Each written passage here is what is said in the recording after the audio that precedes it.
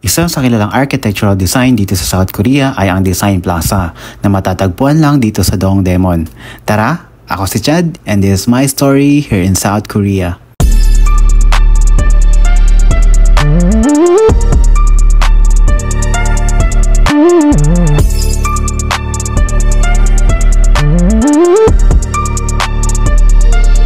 Annyeong! Ngayong araw nga ay pupuntahan ko ang isa sa kilalang architectural design dito sa South Korea. Medyo intriguing nga to sa akin dahil lagi ko to nakikita sa TikTok. Kaya naman hindi na ako nagdalawang isipan na puntahan ito. Ako nga lang ulit ang lalabas ngayon dahil tinatamad silang umalis. Kahit paano naman ay marunong na tayo mag-subway. Hindi na tayo maliligaw at hindi na rin tayo kakabahan. Ganun naman diba? Sa una lang talaga nakakatakot magbiyahe pero kapag nasanay ka na ay paniguradong kahit saan ka makarating ay makakauwi ka. Dito nga ulit ako sa Ansan sasakay ng subway going to Dongdaemun. Medyo maluwag pa naman ngayon dahil umaga pa. Tuwing hapon lang naman siksikan dahil syempre may rush hour din dito.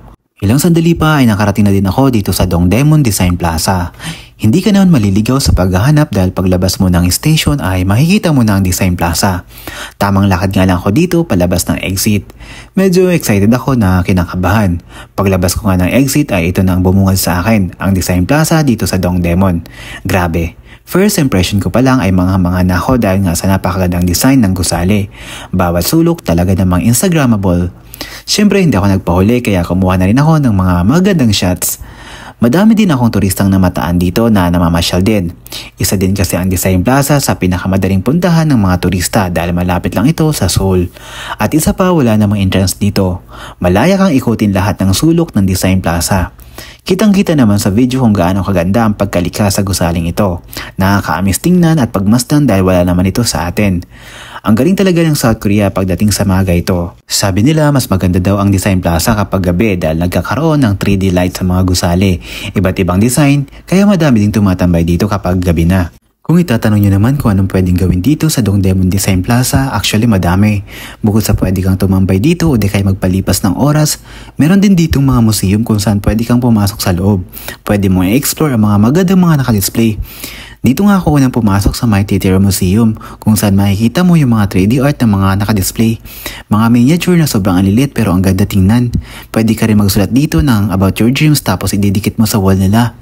Hindi naman ako nagtagal at kagad na lumabas dahil medyo kinakabahan ako baka bigla akong kausapin ng Korean stuff. Wala pa naman akong baon ng mga Korean words. Pumasok nga ako dito sa may showroom ng Dongdaemun Design Plaza kung saan maraming mga item na naka-exhibit.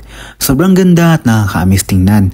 Nagulat pa nga ako dahil may nakita akong malaking sapatos na naka-display na agaw attention din.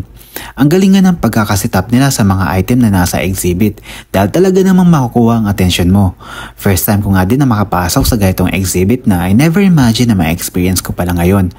Ang dami ding tao na nandirito sa loob at lahat sila ay amis na amis sa mga bagay na nakadisplay dito. Wala nga akong pinalampas dahil syempre lahat bago sa paningin ko.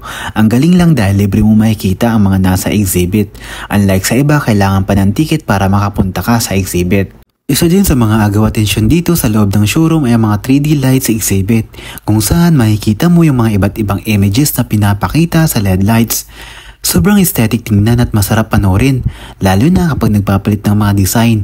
Makukulay ng mga ilaw na talaga namang nakakamangha.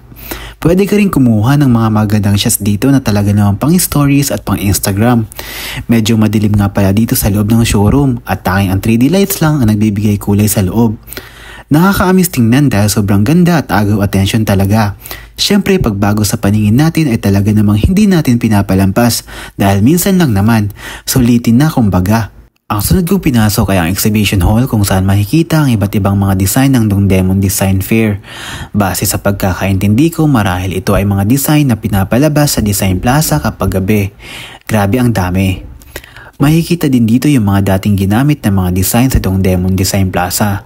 Nakakatuwa lang din dahil meron palang design fair na ginagawa sa Dongdaemun na usually hindi naman natin nakikita. After ko nga mag-ikot ko sa loob ay lumabas na muna ako para maikot ko pa ang kabuuan ng Design Plaza.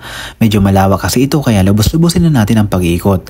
Alam nyo ba na isa din ito sa mga filming o shooting location ng mga Korean novela? Ilan sa mga nag-shoot dito ay ang My Love from the Star, Vicencio, Lovely Runner at marami pang iba. Ngayon ko nga lang din nalaman na dito pala nag-shoot ang ilan sa mga kilalang Korean novela. Dito naman sa area na to ay ang kilalang spot dahil sa kakaibang background na akalain mong nasa otherworld ka. Dito din kadalasan makakuha ka ng mga gandang shots dahil nga sa background.